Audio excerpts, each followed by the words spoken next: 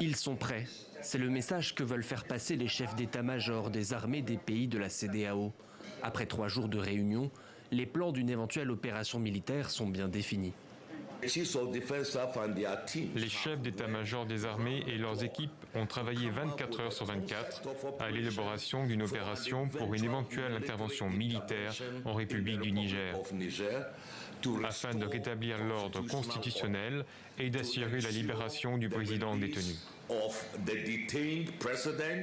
Les pays de la CEDEAO l'assurent, l'option militaire est le dernier recours.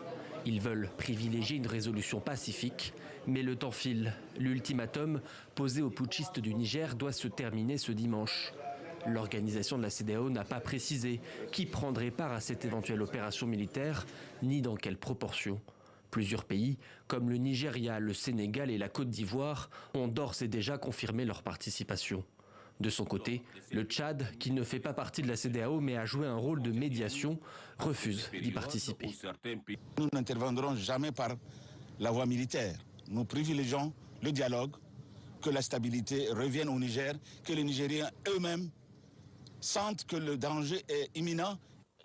La chef de la diplomatie française, Catherine Colonna, quant à elle, s'est exprimée ce matin. Elle réaffirme son soutien à la CEDEAO et met en garde le régime putschiste. Je crois qu'il faut prendre très au sérieux la menace de recours à une intervention par ces pays, menace qui est crédible. La demande unanime de la communauté internationale, et je la répète, c'est de restaurer la démocratie immédiatement. Donc il y a jusqu'à demain pour renoncer à cet aventurisme, à ces aventures personnelles et restaurer la démocratie au Niger. De leur côté, le Mali et le Burkina Faso ont été clairs. Pour ces pays, une opération contre le Niger serait assimilée à une déclaration de guerre à leur encontre.